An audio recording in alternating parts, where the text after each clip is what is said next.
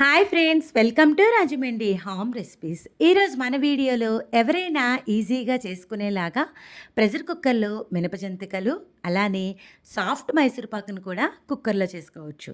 ఎలా చేసుకోవాలో ఈ వీడియోలో చూద్దాం. మైసూర్పాక్ ఎలా చేసుకోవాలో చూద్దాం. ఏంటి థంబ్నెయిల్లో కుక్కర్లో మైసూర్పాక్ అన్నానేంటా అనుకుంటున్నారా? అవునండి, ఇలా ప్రెషర్ కుక్కర్లో నేను చూపించిన విధంగా చేయండి. వంట రాని వాళ్ళు సైతం ఈజీగా చేయగలుగుతారు.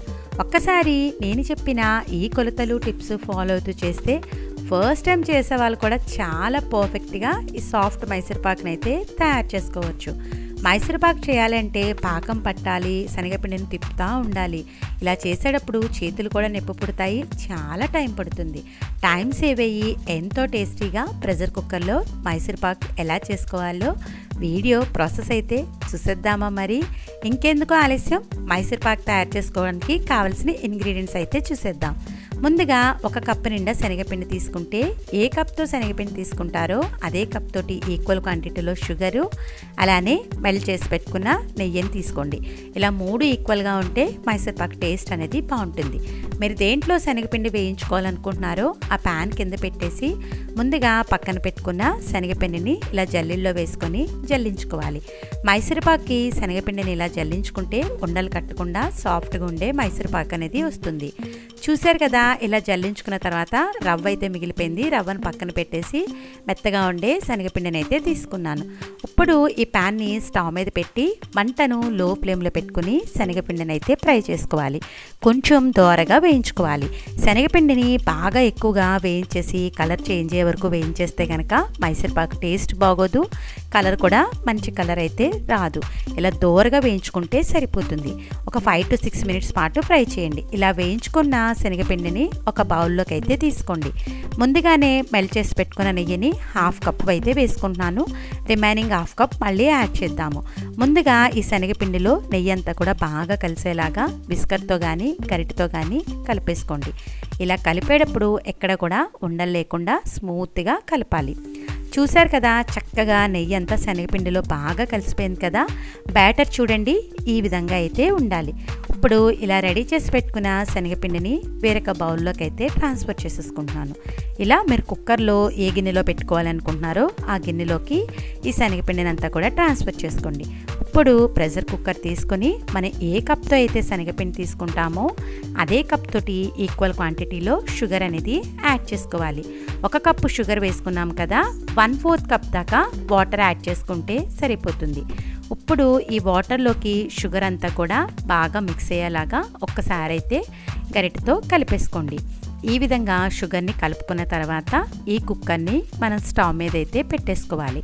మంటను లో ఫ్లేమ్లో పెట్టుకుని ఒక 5 మినిట్స్ పాటు ఈ షుగర్ కాస్త వాటర్లో కలిసేలాగా కలుపుకోండి. ఇలా షుగర్ కాస్త కరిగింది కదా, ఈ విధంగా కరిగిన తర్వాత ముందుగానే పక్కన పెట్టుకున్న శనగపిండి బౌల్ ఉంది కదా, ఆ బౌల్ని కుక్కర్లో అయితే పెట్టేసుకోవాలి. పెట్టుకున్న తర్వాత దీనిపైన మూత పెట్టేసుకోండి. మూత పెట్టేసుకొని కుక్కర్ లిడ్ అయితే క్లోజ్ చేసేసుకొని విజిల్ పెట్టుకున్న తర్వాత మంటని ఖచ్చితంగా హై ఫ్లేమ్లో పెట్టుకుని మాత్రమే ఒక 4 విజిల్స్ రానిస్తే సరిపోతుంది. లో ఫ్లేమ్లో కాకుండా ఇలా హై ఫ్లేమ్లో పెట్టుకుని ఒక 4 to 5 విజిల్స్ అయితే రానివ్వండి. ఇలా 4 విజిల్స్ వచ్చిన తర్వాత దీని ప్రెజర్ పోకముందే మనకు కాస్త ప్రెజర్ ఉండగానే ఈ విధంగా ప్రెజర్ని అయితే రిలీజ్ చేసేసుకోవాలి. మరీ ఎక్కువసేపు ప్రెజర్ పోయే వరకు ఉంచేస్తే శనగపిండి బాగా కుక్ అయిపోతుంది. ఇలా ప్రెజర్ అంతా రిలీజ్ చేసిన తర్వాత కుక్కర్ మూత తీసి ఆల్రెడీ మనం ఉడికించుకున్న శనగపిండిని ఈ పంచదార పాకంలోకి అయితే యాడ్ చేసేసుకోవాలి. ఇలా వేసుకున్న తర్వాత స్టవ్ ఆన్ చేసి మంటను లో ఫ్లేమ్లో పెట్టుకొని ఇలా గరిటెతో కలుపుతూ ఉండండి. చూడండి, మనం కుక్కర్లో కుక్ చేయడం వల్ల చాలా ఫాస్ట్గా థిక్నెస్ అయితే వచ్చేసింది. ఈ విధంగా మనకి కాస్త థిక్నెస్ వచ్చిన తర్వాత ముందుగానే పక్కన పెట్టుకున్న నెయ్యి ఉంది కదా, అది కొద్దిగా వేసుకుంటూ ఈ విధంగా అయితే మిక్స్ చేసుకోవాలి. మామూలుగా మైసూర్పాక్ చేయాలి అంటే పంచదార తీగ పాకం రావాలి, శనగపిండిని తిప్పుతూ ఉండాలి. అదైతే చాలా టైం పడుతుందండి. ఇదైతే చాలా ఫాస్ట్గా అయిపోతుంది. చూడండి ఎంత క్విక్గా చక్కగా థిక్నెస్ వచ్చేసిందో కదా. ఈ విధంగా 10 నిమిషాల్లోనే మనకు చాలా చక్కగా థిక్నెస్ అయితే వచ్చేసింది. ఇదైతే రెడీ అయిపోయింది కదండి. స్టవ్ ఆఫ్ చేసేసి పక్కకైతే పెట్టేస్తున్నాను. మీరు దేంట్లో శనగపిండిని ట్రాన్స్ఫర్ చేసుకోవాలి అనుకుంటున్నారో ఆ బౌల్కి ఈ విధంగా నెయ్యినంతా కూడా గ్రీస్ చేసుకోవాలి. ఇలా గ్రీస్ చేసుకున్న తర్వాత ముందుగానే ఉడికించి పెట్టుకున్న శనగపిండినంతా కూడా ఈ బౌల్లోకి ఈ విధంగా వేసుకోండి. ఇలా వేసేటప్పుడు గరిటెతోటి కాస్త ఫ్లాట్గా ఒత్తుకుంటూ వేసుకోవాలి. ఇలా చేయడం వల్ల మనకు మైసూర్పాకు అనేది సాఫ్ట్గా వస్తుంది. ఇలా మొత్తం అంతా వేసాక ఇలా జెంటిల్గా పైన అయితే ప్రెస్ చేసుకోండి. చక్కగా మైసూర్పాకు అయితే రెడీ అయిపోయింది. మైసూర్పాకు చేయాలి అంటే చాలా టైం పడుతుందండి. ఒక్కసారి నేను చూపించిన విధంగా ఇలా టైం సేవ్ అయ్యేలాగా చేసుకోండి. మైసూర్పాకు చేయడం ఇంత ఈజీగా అనిపించేసింది కదా. వీడియో నచ్చేసే ఉంటుంది. అయితే ఒక్క లైక్ ఇవ్వడం అయితే మర్చిపోవద్దండోయ్. మీరిచ్చే లైక్ వల్ల మన వీడియో ఇలాంటి మరికొన్ని వ్యూస్కి అయితే చేరుతుంది. దీన్ని ఒక 1 అవర్ పాటు పక్కన పెట్టేసిన తర్వాత డీమౌల్డ్ చేద్దాం. చూడండి, సాఫ్ట్గా ఎంతో టేస్టీగా నోట్లో పెట్టుకుంటే కరిగిపోయేలాంటి మైసూర్పాకు అయితే రెడీ అయిపోయింది. కట్ చేసి చూపిస్తున్నాను చూడండి. ఇది కట్ చేస్తున్నప్పుడే ఇది ఎంత సాఫ్ట్గా వచ్చిందనేది మీకు క్లియర్గా అర్థమవుతుంది. ఇంకెందుకో ఆలస్యం, మైసూర్పాకును చూస్తుంటే మీకు కూడా తినేయాలి అనిపిస్తుంది కదా. నేను చెప్పిన ఈ టిప్స్, ఈ కొలతలు ఫాలో అవుతూ శ్రమ లేకుండా ఈజీగా ప్రెషర్ కుక్కర్లో చేసేసుకోండి. ఎంతో సాఫ్ట్గా నోట్లో వేసుకుంటే కరిగిపోయేలాంటి మైసూర్పాకు అయితే రెడీ అయిపోయింది. చక్కగా మీరు కూడా ట్రై చేశాక ఎలా వచ్చిందనేది మీ అమూల్యమైన ఫీడ్బ్యాక్ని మటుకు నా కామెంట్ సెక్షన్లో షేర్ చేయడం అయితే మర్చిపోవద్దు. మీ అందరికీ నా వీడియో నచ్చిందనే అనుకుంటున్నాను. జంతికలు చేసుకుందామా? ఈ మినప జంతికలు చేసుకోవడానికి పిండి ఆడించే పని లేకుండా ఈజీగా ప్రెషర్ కుక్కర్లో ఎలా చేసుకోవాలో ఈ వీడియోలో చూసేద్దాం. ఒక్కసారి నేను చూపించిన ప్రొసీజర్లో చేసుకోండి. జంతికలు అస్సలు ఆయిల్ పీల్చకుండా కరకల్లాడుతూ తినే కొద్దీ తినాలి అనిపిస్తుంది. ఎంతో రుచికరంగా ఉండే మినప జంతికలు ఎలా తయారు చేసుకోవాలో ప్రాసెస్ అయితే చూసేద్దామా? ముందుగా దీనికోసం ప్రెషర్ కుక్కర్ తీసుకొని దాంట్లోకి 1 కప్పు దాకా మినపగుళ్ళను అయితే తీసుకోండి. ఇది మునిగేంత వరకు వాటర్ యాడ్ చేసుకొని పప్పుని ఇలా ప్రెస్ చేస్తూ బాగా నీట్గా క్లీన్ చేసుకోవాలి. ఇలా ఒక 2 సార్లన్నా శుభ్రంగా కడిగేసుకోండి. ఇలా కడుక్కున్న తర్వాత ఏ కప్తో మినపగుళ్ళు తీసుకుంటారో అదే కప్ తోటి వాటర్ వచ్చేసి 3.5 కప్పుల దాకా వేసుకుంటే మనకి మినప్పప్పు అనేది చక్కగా మెత్తగా ఉడుకుతుంది. నేనైతే 3.5 కప్స్ వేసుకున్నా. ఇప్పుడు కుక్కర్ పైన లిడ్ క్లోజ్ చేసేసి విజిల్ పెట్టి స్టవ్ ఆన్ చేసి మీడియం ఫ్లేమ్లో పెట్టుకొని విజిల్స్ అయితే రానివ్వాలి.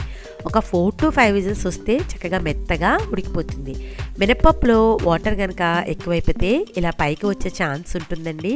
ఫ్లేమ్ని అప్పుడు లో ఫ్లేమ్లో పెట్టుకొని మళ్ళీ మీడియం ఫ్లేమ్లో అడ్జస్ట్ చేసుకుంటే సరిపోతుంది.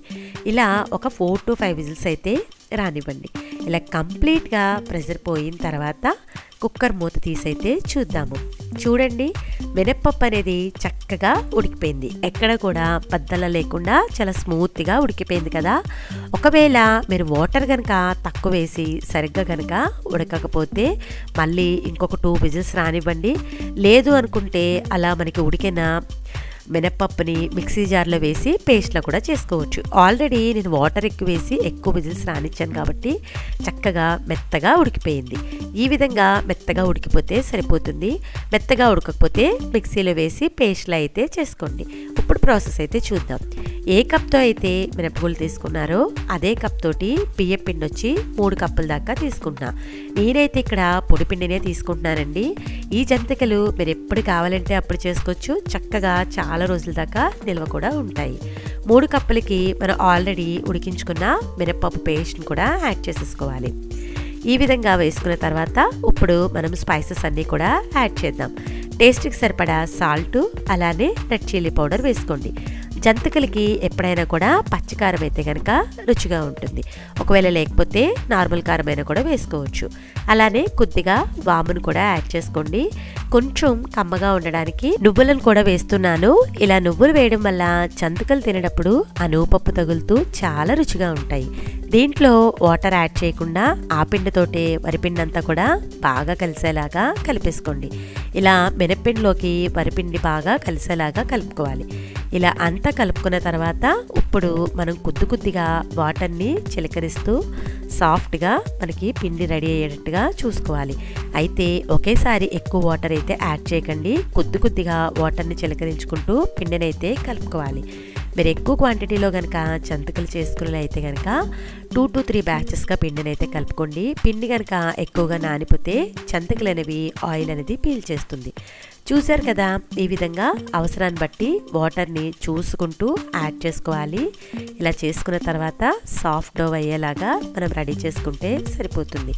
మినప జంతికలు చేసేటప్పుడు మన చేతులకి అంటుకోకుండా ఉండడానికి ఇలా పిండిని కలుపుకున్న తర్వాత చెయ్యని కాస్త తడి చేసుకున్న తర్వాత మాత్రమే జంతికల గొట్టంలో అయితే పెట్టుకోవాలి. పిండి అయితే కలిపేసుకున్నాను, చూసారు కదా, చక్కగా మెత్తగా వచ్చింది కదా. దీనిపైన మూత పెట్టేసి పక్కకు పెట్టేస్తున్నా. ఇప్పుడు జంతికల గొట్టంలో ఇలాంటి ప్లేట్ తీసుకొని అడుగును పెట్టేసి చుట్టూ కూడా ఆయిల్ అయితే అప్లై చేయండి. మనం కలిపెట్టుకున్న పిండిని కొద్దిగా తీసుకుని సిలిండ్రికల్ షేప్లో చేసుకుని జంతికల గొట్టంలో పెట్టుకోవాలి. మినప్పిండి చేతికి అంటుకునే అవకాశం ఉంటుంది కాబట్టి చెయ్యని తడి చేసుకుని జంతికల గొట్టంలో పిండిని అయితే పెట్టుకోండి. ఇలా పెట్టుకున్న తర్వాత మనం క్లోజ్ చేసి జంతికల్లా చుట్టుకోవాలి. జంతికలు ఎక్కువగా వేసే అలవాటు లేని వాళ్ళు, ఫస్ట్ టైం వేసిన వాళ్ళైతే కనుక ఇలా ఏదైనా గరిటె మీద చక్కగా ఈ పిండిని జంతికల్లా చుట్టుకొని ఆయిల్లో వేసుకుంటే ఈజీగా ఉంటుంది. ఇలా వేసేటప్పుడు మన ప్యాన్లో ఆయిల్ అనేది మరీ ఎక్కువగా కూడా వేయకూడదండి. ఇలా సగానికి వేసుకుంటే సరిపోతుంది. ఇలా వేసుకున్నాక ఆయిల్ అనేది హీట్ అయిందా లేదనేది చెక్ చేయండి. పిండి కలుపుకునే ముందే ఆయిల్ పెట్టేసుకుంటే ఆయిల్ అనేది కాగిపోతుంది. ఇప్పుడు మనం రెడీ పెట్టుకున్న జంతికని ఈ విధంగా అయితే వేసుకోవాలి. ఇలా వేసుకున్నాక ఫ్లేమ్ని మీడియం ఫ్లేమ్లో పెట్టుకుని ఒక 2 నుంచి 3 నిమిషాల పాటు కదపకుండా అలానే ఉంచేసేయండి. జంతిక వేసిన వెంటనే కనుక కదిపితే విడిపోయినట్టుగా అయిపోతుంది. ఇలా మనకి కాస్త వేగిన తర్వాత నెమ్మదిగా బ్యాక్ సైడ్కి అయితే టర్న్ చేసుకోవాలి. ఇలా 2 సైడ్స్ కూడా గోల్డెన్ కలర్ వచ్చే వరకు మంటను మీడియం ఫ్లేమ్లో పెట్టుకుని కలుపుతా ఫ్రై చేసుకోవాలి. మనకి ఆయిల్ ఫ్లోటింగ్ తగ్గిపోతే కనుక జంతిక అనేది వేగిపోయినట్టు. చూడండి, చక్కగా ఒకవైపు అయితే వేగింది కదా, బ్యాక్ సైడ్ కూడా టర్న్ చేసుకుంటున్నా. ఇలా 2 సైడ్స్ కూడా మంచిగా గోల్డెన్ కలర్ వచ్చే వరకు ఫ్రై చేసుకోవాలి. మినప జంతికలు కదండి, మరి రెడ్ కలర్లో అయితే రావు, ఈ కలర్లోనే వస్తాయి. ఇప్పుడు మన ప్లేట్లోకి అయితే తీసేసుకుందాం. ఒకవేళ మీకు జంతికలు ఎక్కువగా వేసే అలవాటు ఉంటే కనుక ఈ మెథడ్లో కూడా వేసేసుకోవచ్చు. మీకు ఎలా కావాలంటే అలా వేసుకోండి. ఆయిల్ మట్టుకు మన ప్యాన్లోకి సగం మాత్రమే వేసుకుంటే మనకి ఆయిల్ అనేది స్టవ్ మీద పడకుండా నీట్గా ఉంటుంది.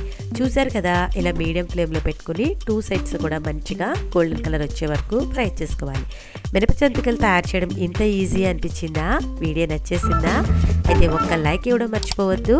మీరు ఇచ్చే లైక్ వల్ల మన వీడియో ఇలాంటి మరికొన్ని వ్యూస్కి అయితే చేరుతుంది. ఇంకెందుకు ఆలస్యం, నేను చెప్పిన ఈ టిప్స్ అన్నీ ఫాలో అవుతూ మీరు కూడా మినప జంతికలను ట్రై చేసి ఎలా వచ్చిందనేది మీ అమూల్యమైన ఫీడ్బ్యాక్ని నా కమెంట్ సెక్షన్లో తెలియజేయండి. మీ అందరికీ నా వీడియో నచ్చిందనే అనుకుంటున్నా. Thanks for watching my video. Please like, comment, share, subscribe my channel.